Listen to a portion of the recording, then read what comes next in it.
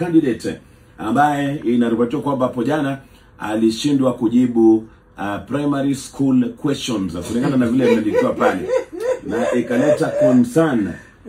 Inaripotiwa kwamba huyu candidate ambaye anaitwa James Leiro Letangula alistruggle kuweza kujibu baadhi ya maswali ambayo mengine ilikuwa ni maswali ambayo ni primary kulingana na vile ameeleza pale. Huyu jamaa aliulizwa aweze kutaja wale vigogo ama wale heroes wa Kapenguria 6. Unakumbuka Kapenguria 6?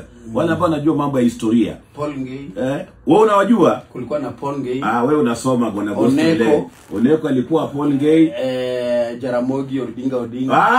Ona huyu Jaramogi alikuwa hapo ndugu yangu bana. Paul Ngei alikuwa pale. Wewe ungeanguka hiyo ndio. Ungeanguka bana. Kulikuwa na Ngei, kulikuwa na Ochieng Oneko, alafu na pia kulikuwa na nani huyu? Unaona, unajua tu wawili. Hapana. Hata ungeanguka. Gidi, wacha nikwambie kitu. Hapana, ningeanguka kwa sababu mimi si mwanasiasa. Wewe kama ni mwanasiasa, lazima mambo ya mwanasiasa bwana Mle. Gidi, wacha nikwambie hii IBC, nafasi ya IBC. Kuna masuala yanalingana. Wewe unataka kuangazia mambo ya uchaguzi wa Kenya, lazima uelewe historia ya Kenya vile ilivyokuwa kutoka utawala wetu. Kwa hivyo hili ni swali ambapo ukienda kuangazia hii nafasi, lazima uwe unajua mambo kama yale. Kama mimi kuniuliza who is the defending World Cup champion saizi, na mimi nimeenda interview ya coach, alafu niseme sijui, then why am I applying for that position?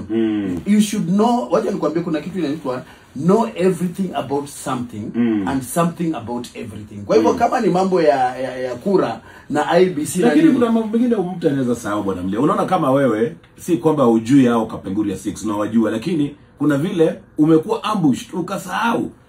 Lakini kama hii ni line ya IBC, mimi naenda kupigania hicho kiti Gidi, I will equip myself with all that information. Hiyo ndio kazi. Hapana, hiyo swali ni ile tu kuanza kukupima kama unajua common knowledge. Inaitwa common knowledge kuhusiana na mambo ya historia. Waweza kuulizwa hata who was the third president of Kenya, kwa haraka unafaa kuwa unajibu hilo, kwa sababu hiyo ni common knowledge. Na kwa hivyo nafikiri kwamba IBC walikuwa wanajaribu tu kupima huyu jamaa kuweza kujua kama anajua mambo ya historia, mambo ya vile tumekwepa hapa nchini Kenya na mambo kama hayo. Kwa hivyo wale ambao labda ungependa tutaja au Kapenguria 6 alikuwa ni Bildad Kagai, Kungu Karumba, Jomo Kenyatta, Fred Kubai, Paul Ngei na Ochieng Oneko. Hao ndio walikuwa Kapenguria 6. Yaani